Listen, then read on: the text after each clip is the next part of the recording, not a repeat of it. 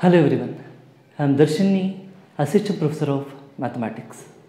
In the previous session, we have learned how to find out the GCD using prime factorization. In this session, we are going to discuss about Euclidean algorithm, which will be useful in finding GCD of two integers and also in representing the GCD as the linear combination of those integers.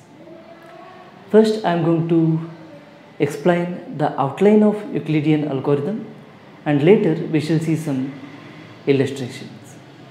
Let's get in. Before explaining Euclidean algorithm, I am going to prove a result. Let A, B, Q and R be four integers with A not equal to 0 such that B is equal to AQ plus R, then the GCD of AB is same as GCD of A comma R. To prove this, let D be the GCD of AB. By the definition of GCD, D is a common divisor of A and B, therefore D divides A and D divides B. So D divides A and D divides B minus AQ, which is same as R. So we get D divides A and D divides R. We have shown that D is a common divisor of A and R. Next, if C divides A and C divides R, this implies C divides A and C divides AQ plus R, the linear combination of A and R, which is nothing but B. So we have C divides A and C divides B. Since D is the GCD of A and B, any other common divisor of A and B should divide D. Here C is a common divisor of A and B, therefore C divides D. We considered C divides A and C divides R. We have shown that C divides D. Therefore, from these two, we have GCD of AR is also equal to D. By taking D equal to GCD of A and B, we have shown that GCD of A and R is also equal to D. Therefore, GCD of AB is equal to GCD of A comma R. Using this result, I am going to give a rough outline of Euclidean algorithm. I consider only two integers A and B, where A not equal to 0. When I divide B by A, I get a quotient Q1 and I get a remainder R1, such that B is equal to a Q1 plus R1, where R1 is less than A and greater than or equal to 0. This is by division algorithm. If R1 is not equal to 0, then divide A by R1. Again I get a quotient Q2 and I get a remainder R2, such that A is equal to R1 Q2 plus R2, where 0 less than or equal to R2 less than R1. Again, if R2 is 0, then stop, otherwise divide R1 by R2. Again I get a quotient Q3 and a remainder R3, such that R1 is equal to R2 Q3 plus R3, where 0 less than or equal to R3 less than R2. If I continue like this process will not go indefinitely, because the sequence of remainders R1, R2, R3 and so on is a strictly decreasing sequence of non-negative integers. So after finitely many steps, we should get a remainder which is equal to 0. Say after n steps, we get Rn minus 1 is equal to Rn into Qn plus 1 plus Rn plus 1, where Rn plus 1 is 0. So if we continue with this, I get remainder equal to 0 after finitely many steps. If I substitute Rn plus 1 equal to 0 here, I get Rn minus 1 is equal to Rn into Qn plus 1. So Rn divides Rn minus 1. Okay. Since Rn divides Rn minus 1, the GCD of Rn and Rn minus 1 is equal to Rn. Now by using the above result, since B is equal to AQ1 plus R1, the GCD of AB is same as GCD of A R1. GCD of AB is equal to GCD of AR1. Since A is equal to R1 Q2 plus R2, GCD of AR1 is same as GCD of R1 R2. This is equal to GCD of R1 R2. Similarly, if I continue like this, I get this is equal to GCD of Rn minus 1 Rn, which is same as Rn. So I have shown that the GCD of AB is the last non-zero remainder in this process. Using all these equations, I can express the GCD Rn as a linear combination of A and B. Now let us see some examples. Now let us find out the GCD of 150 and 210 using Euclidean algorithm, and we shall try to express the GCD as a linear combination of 150 and 210. First, when I divide 210 by 150, I get the quotient as 1 and the remainder as 60. Using division algorithm, 60 can be written as 210 minus 150 into 1. Now when I divide 150 by 60, I get the quotient as 2 and the remainder as 30. Again using division algorithm, 30 is equal to 150 minus 60 into 2. Now if I divide 60 by 30, I get the quotient as 2 and the remainder as 0. In this process, the last non-zero remainder is 30, and therefore the GCD of 150 and 210 is 30. Now to express 30 as a linear combination of 150 and 210, I am going to use these two equations. I start from here and I go like this. Consider 30 is equal to 150 minus 60 into 2. But 60 is nothing but 210 minus 150 into 1. So this is equal to 150 minus 210 minus 150 into 1 into 2. And this is same as 150 minus 210 into 2 minus into minus plus 150 into 1 into 2 will be 2. If I take 150 as common in these two terms, I get here 150 into 3 minus 210 into 2.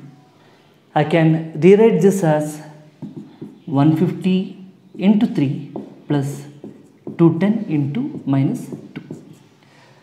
So I have expressed the GCD of 150 and 210, which is 30, as a linear combination of 150 and 210.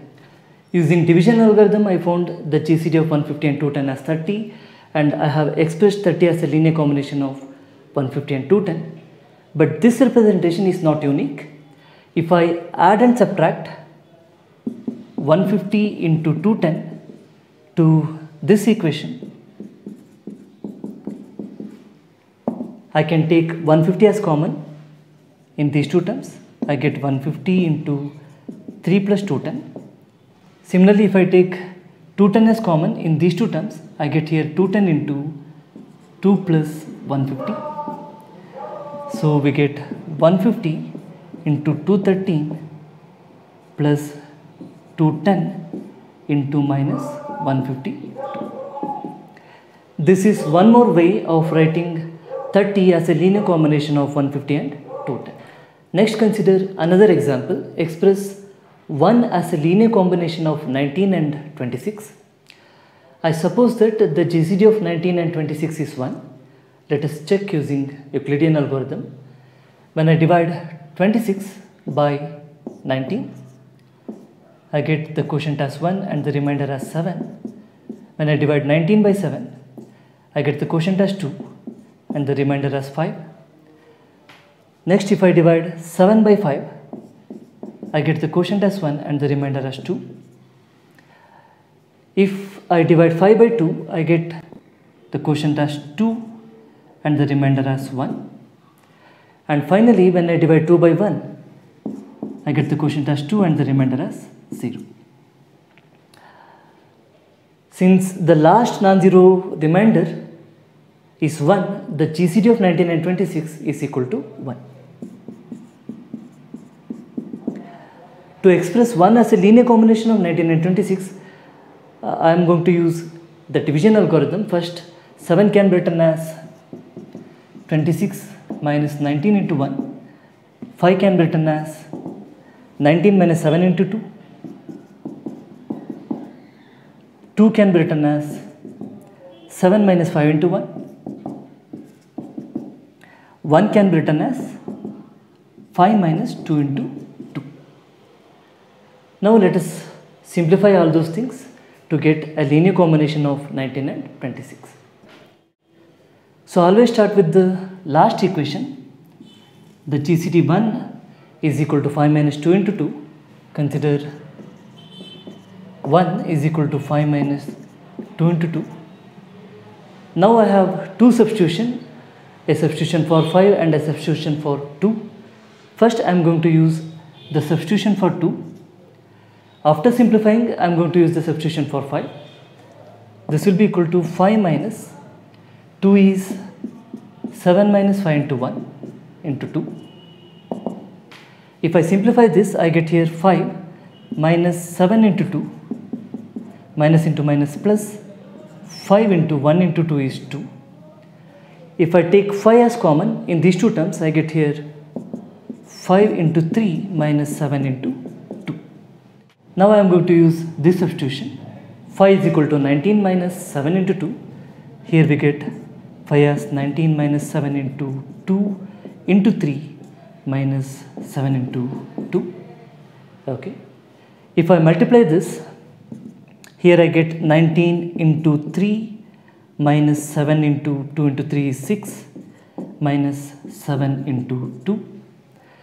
If I take minus 7 as common in these two terms, I get here 19 into 3 minus 7 into minus 6 minus 2 is 8 minus 8. And finally, I am going to use this substitution. Now 7 is equal to 26 minus 19 into 1, 19 into 3 minus 26 minus 19 into 1 into 8. Here we get 19 into 3 minus 26 into 8, minus into minus plus, 19 into 1 into 8 is 8. Okay. So when I take 19 as common in these two terms, I get here 19 into 3 plus 19 into 8, which is 19 into 11. 19 into 11 minus 26 into 8. So I can rewrite this as 19 into 11 plus 26 into minus 8. So I have expressed 1 as a linear combination of 19 and 26. Now we consider one more final example. Find the GCD of 36 and 50 and express it as a linear combination of 36 and 50, that is 36x plus 50y for some xy belongs to z. First, when I divide 50 by 36, I get the quotient as 1 and the remainder as 14. By using division algorithm, 14 can be written as 50 minus 36 into 1. Now when I divide 36 by 14, I get the quotient as 2 and the remainder as 8. So by division algorithm, the remainder 8 can be written as 36 minus 14 into 2. Next we divide 14 by 8. I get the quotient as 1 and the remainder as 6. So 6 is equal to 14 minus 8 into 1. When I divide 8 by 6, I get the quotient as 1 and the remainder as 2. So 2 can be written as 8 minus 6 into 1. And finally, when I divide 6 by 2, I get the remainder as 0. So the last non-zero remainder is 2. This is the required GCD of 36 and 50. The GCD of 36 and 50 is equal to 2. Okay. Now to express 2 as a linear combination of 36 and 50, I am going to use these equations in the reverse order. First consider this equation.